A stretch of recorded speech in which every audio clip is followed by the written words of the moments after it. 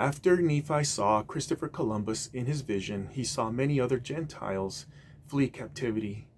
Again, in 1 Nephi chapter 13, verses 13 through 16, we read, "And it came to pass that I beheld the Spirit of God, that it wrought upon other Gentiles, and they went forth out of captivity upon the many waters. And it came to pass that I beheld many multitudes of the Gentiles upon the land of promise. And I beheld the wrath of God, that it was upon the seed of my brethren, and they were scattered before the Gentiles, and were smitten. And I beheld the Spirit of the Lord, that it was upon the Gentiles, and they did prosper, and obtain the land for their inheritance.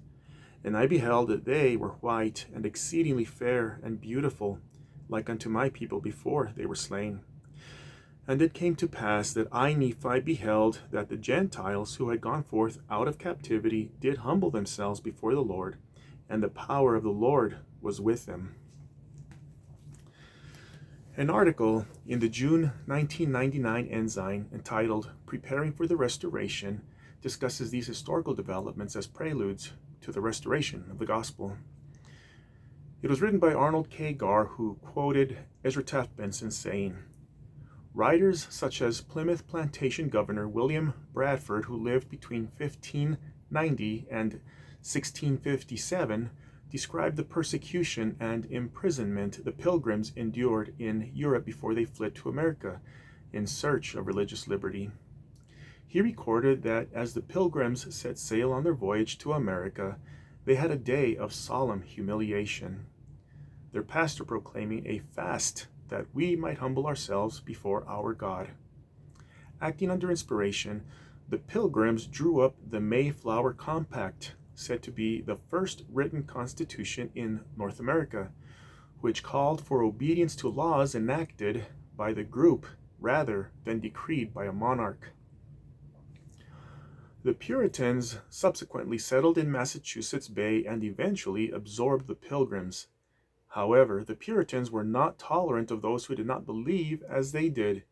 One of the dissenters among the Puritans was Roger Williams, who believed in religious freedom and maintained that the apostolic church organized by Christ was no longer on the earth. After banishment, Williams and his followers founded Providence, Rhode Island, and adopted principles that became important traditions in the United States, such as democracy, freedom of religion, and separation of church and state. Colonists in other parts of America also worked for religious freedom. Under the leadership of the Calvert family, Roman Catholics settled in Maryland and in 1649 passed the Act of Toleration, which advocated freedom of conscience. In 1681, the King of England granted a charter of land to devout Quaker William Penn, whose colony in Pennsylvania became a model of religious tolerance.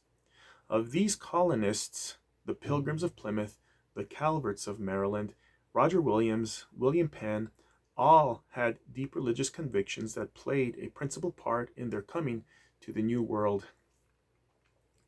For more information about this, you can find this article online in the June 1999 Ensign magazine, or if you happen to have a physical copy, on pages 38 through 40.